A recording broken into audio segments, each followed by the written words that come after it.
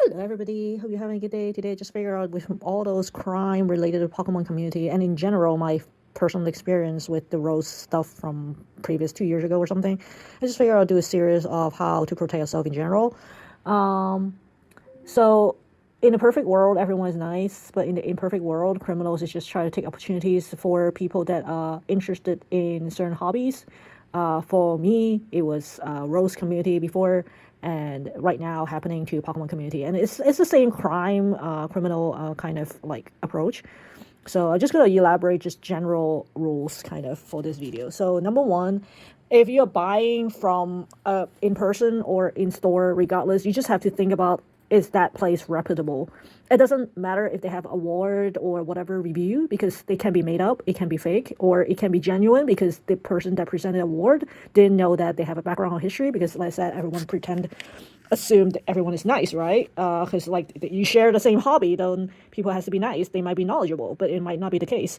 So you need to do your homework. You need to check that place you're buying from, is it a reputable places. If it's not, if it's new, you might want to just like walk away, no matter how much you want it, because it might not worth your time. It might be just like it's not worth your time potentially. If you want to take your risk, in the second scenario, like if you want to continue to take the risk, even though for reputable places, they might not have staff that like manning everything as good as they want to be. Potentially, there might be a little loophole or something, and they might get messed up. So you want to protect your purchase. If it were in person, if you were making a purchase or a sale, you want to make sure the payment method is good, like it protects you. For example, you don't want to take a check because the check can bounce. It can be a fake check. That's criminal. You can think like, why would people take the risk for being a criminal? But people do that. There are people like that out there. So you might not want to take a check because it might bounce. You might want to protect your purchase with a credit card that's good, with a good bank. For example, certain banks are better. Like for example, I knew Citibanks are better after my experience with the Rose community. What I meant is, if you did not receive delivery goods, if your goods are not delivered, you get some sort of protection. Of course, you have to prove that you didn't get the goods. For example, you might want to take a video as you're opening the item from receiving at the door to actually opening it and get juice box, for example, for Pokemon. You need a whole video to prove it, that you are either getting juice boxes or you're missing like a box of card or something. You need that whole video to substantiate that you are missing items. When you're returning cards for refund, you also want to take a video of you actually putting the card in the envelope all the way, dumping it to the post office, because apparently post office used to you give a stamp, like a chop mark, to show that you actually send stuff there, like with a postage stamp, with a date and stuff. They don't do that anymore. So you just at least do a video of you dropping off the cards at their place that you cannot get it back, or or do a tracking number at least, so then you can they can track it, you can track it, you can prove that it didn't deliver, and so on and so forth. So that would be another way. So you want to protect yourself with evidence and video, and I know that's hard. That sounds dumb, like because it's like 1% of like or less for being scammed, but it depends. Like when you scam get bad, then then you just want to protect yourself. So that would be the second way. If you were doing a in person purchase, for example, then like say for example, if you're buying from Facebook Marketplace, you want to protect yourself with the person, because it's just like stranger danger, right? You don't know who they are, you don't know if they're gang, they just try to rob you, or you don't know if they're trying to sell you fake items, counterfeit items. You want to protect yourself. So for you to make sure that you don't get counterfeit, of course you need to be knowledgeable of the product to be able to identify that it was a counterfeit. If you cannot even do that, like if you can't even tell if it's a counterfeit or not, you should not be in that making that purchase, because you're basically like, I don't know anything, I can't tell the difference. Why are you buying it in the first place, right? So you should be able to identify if it's a counterfeit or not. You want some sort of guarantee, warranty. If you're making, say for example, if you're making a rose purchase, they might have a warranty. They may be like, okay, the rose will not die within a year or 2 weeks, and it should be of the breed that you want. Like it should be genuine, that you have some sort of guarantee that you are receiving what you want. I don't know if people will go as far as able to enforce like providing the identity of your purchasing partner, to tell like to say like, okay, I need your driving license and your ID so that make the purchase if anything goes off you. I don't know if you can go that far. I mean, I know there's some TCG stores trying to do that. If they're buying back, you need to provide a customer identity. I don't know how they're gonna verify that. To be honest, it's not like they can ask you to show the ID card, or maybe they could. I don't know. I don't know how they can enforce it myself personally, but that sounds like a nice idea. Or just, go to a place like people were joking. It's like, oh, fine, just go to a library, because when you go to a library, you're like, okay, you have to borrow a book first. Because when you borrow a book in the library, you have to show your library card, which is linked to your address and your identity and so on. It's like, go to the library, make each person borrow a book. That's a transaction. It's with the library. If anything goes south, there's a video. You can kind of like figure out who it is with the police and so on and so forth.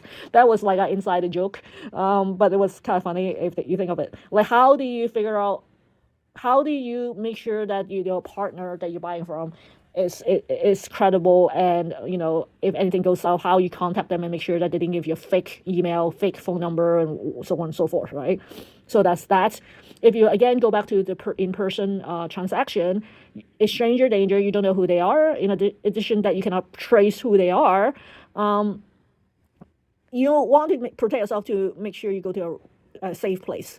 When I say you go to a safe place, means you want to go a public place that if anything goes south, you can get help. You want to go not solo, not alone, not at night. You want to go like broad daylight with a public place with a lot of people, so that you can really get robbed. If anything, go to a police station. Like, literally do the transaction at the police station. Like, I'm not saying like block the whole police station, because there might be emergency and stuff. But like, go near a police station. Don't do it in the dark in the parking lot. Do it like, I don't know, like near the entrance or something, or when you know that there's a lot of policemen kind of walking in and out at that time. Go to a courthouse or something that has a lot of people. Again, they have X-ray machine to go to a courthouse for the most part, and so on and so forth. Well, at least the one in St. Louis. So that gives you some reassurance and protection. Like, nobody can basically do like point a gun at you and rob all your collectibles. When you are doing a high value transaction, you want to make sure that transaction is traceable. So in case they literally just steal the stuff from you at gunpoint or not, you can trace them, that they cannot like get away from it, basically, for the last part. You can go to, if you're willing to pay, if it's a high value transaction, they're willing to pay a lawyer's office or something, and you just pay the lawyer a little bit, like you do the transaction there. Kind of, it might be safer. Again, police station is fine. Say if you are planning to meet the person at 1:00, don't show up at 12:50 and walk La La Land from the parking lot to like say a car store to do a transaction, because most chances are people probably figure out who you are, and they probably rob you in the parking lot. So you want to protect yourself from that. Basically, you want to go there, observe your environment before you do the transaction. Don't just go like a couple minutes before the time and let people rob you. But I guess that's what I'm trying to say. And when you finish the transaction, say the transaction goes smooth, don't let your guard down. For example, people might be tailing you from the car to your house because they know you're a collector. You probably have a lot of stuff at your house. They might tail you and rob you there instead. There is a chance. And that's why when we were at the academy, when they would give us training, the first rule is like, make sure you have like something that's not, how should I put it, that is not sharp, that people cannot identify, and also have a set of stuff that's sharp. So think of it, those criminal movies, you know how they have the white car and the red car? Make sure you have both sets of that, because basically when you're doing a high value transaction, you want to be in that white car, not in that red car, because you don't want to attract attention that people can follow you or tail you. And when they teach us that, it's like the first rule is make sure your car has no accessories, nothing, like no rubber ducky on your car deck, for the most part, because like a lot of people like customize the car and have really cool stuff. Or rotate it enough so that people cannot know your route, do not know your pattern of your living. Basically, they don't know who you are. They cannot figure out your pattern, because once they figure out your pattern, they can rob you.